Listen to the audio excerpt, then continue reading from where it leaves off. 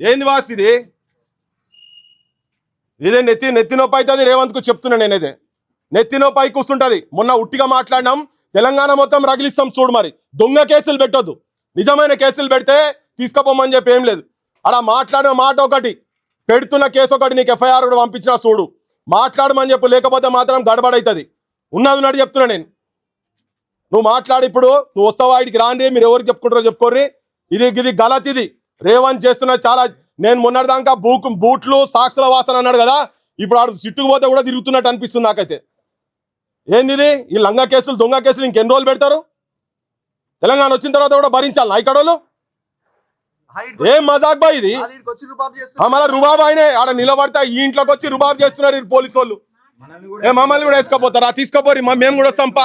చలో చూద్దాం ఇక తెలంగాణ ఏం జరుగుతుందో తెలంగాణలో చూద్దాంపా. మేము కూడా వస్తాంపా. ఏడికి తీసుకుపోతారు చలో. ఆయన అన్న మాట కనుక మీరు రికార్డు చూపియండి, రమ్మని లోకల్ పోలీసు కూడా ఎవరొస్తారో రాండి, మమ్మల్ని కూడా తీసుకుపోయి లోపల పెట్టుండి.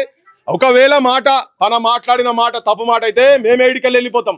దొంగ కేసులు ఫ్యాబ్రికేటెడ్ కేసులు పెట్టి మీరు తెలంగాణ జర్నలిస్టులను తొక్కుదామంటే మాత్రం నడవదు. బరాబర్ చెప్తున్నాం. వస్తున్నావు బాస్ నువ్వు వీడికి? అరే రా, ఏం తమాషాలు ఇవన్నీ చెప్పు. ఫోన్ చేసి చెప్పు ఇప్పుడు. మాట్లాడు. ఆ డీజీపీతో మాట్లాడతారా, ఎవరితో మాట్లాడతారో మాట్లాడు, రేవంత్తో మాట్లాడతారా మాట్లాడు. ఏంది ఇది దిల్లగే? ఏం మజాక్ ఇది? తెలంగాణ వచ్చిన తర్వాత తెలంగాణ జర్నలిస్టులకు ఎవరికి ఏంది ఇది? వాడు మొన్న కూడా పోలీసు వాడు వచ్చి తీసుకుపోయి 3rd డిగ్రీ టార్చర్ చేస్తాడు.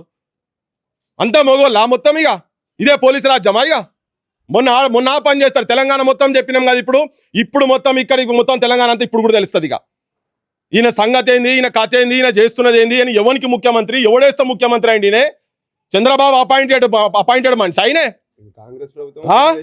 ఏంది ఇది? మాట్లాడు బాయ్, మాట్లాడు. మేమైతే వదిలేదు. నువ్వు కూడా వచ్చి నిలబడతా వాళ్ళే చూస్తాయి. నేను రా. ఏం తమాషా చేస్తారు చూద్దాం. అది కూడా రాని రేవంత్ కూడా ఏం మాట్లాడతారో మాట్లాడతాం. ఏం మజాక్? అరే చెయ్యండి బాయ్, చెయ్యి. మొత్తం అందరి మీద ఎఫ్ఐఆర్ చేయి. నా పేరు పృథ్వీరాజ్, చెయ్యి. ఎవరెవరు చేస్తారో చెయ్యి. రాండి చేయండి బాయ్, మేము రెడీగా ఉన్నాం. తీసుకోపోరు, మమ్మల్ని కూడా తీసుకోపోరు. నాడు తెలంగాణ మండకపోతే చూడురు. ఇక తెలంగాణ మండకపోతే చూడురు. ఇక ఎవరెవరు వచ్చిన వాళ్ళు ఎవరెవరు అనుకుంటారో మీరు ఏమనుకుంటారు? తప్పు చేసేది ఉంటే బరాబర్ మీరు దొంగ కేసులు పెట్టి తీసుకోపోతా అంటే మాత్రం మేము ప్రొటెస్ట్ చేయక తప్పదు. ఇది ఆయన పదం అన్నట్టుగా మీరు చూపిండి బాయ్ సాబ్, మేము వెళ్ళిపోతాం. ఇడికెళ్ళి శ్రీనివాస్ గారు మేము వెళ్ళిపోతాం. మీరు ఆ పదం కనుక అన్నాడంటే మాత్రం వెళ్ళిపోతాం. మేము ఉండవిడ. కానీ అన్నని పదం మీరు అన్నట్టు క్రియేట్ చేసిరు అనుకోండి, ఇది కరెక్ట్ కాదు. ఇది ఎక్కడికో పోతుంది ఇష్యూ. నేను చెప్తున్నా. ఆయన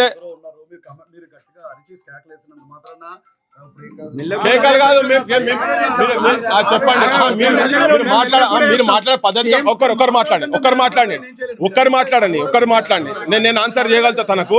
ఒక నిమిషం రాకేష్ చెప్పండి. నేను మీతో కాదు కదా మాట్లాడింది.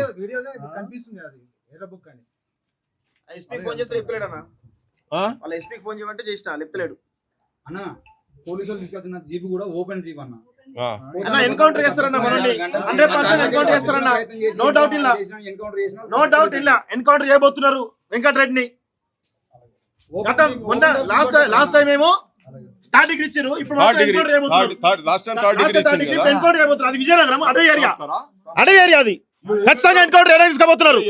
ఏం సంబంధాలు పెట్టి ఏం కథ పెడతారు? ఇప్పుడు మాకు డౌట్స్ ఏమన్నా నోటీస్ ఇవ్వండి, 41 CRPC నోటీస్ ఇవ్వండి, పాసిబుల్ తర్వాత ఇన్వెస్టిగేషన్ చూడండి. అంతే గౌరవంతో పోతేనే అది ఇష్యూ అయింది కదా తెలంగాణలో. అది ఇష్యూ అయింది. ఇప్పుడు తెలంగాణకు కూడా తెలుస్తుంది, జనంకు తెలుస్తుంది.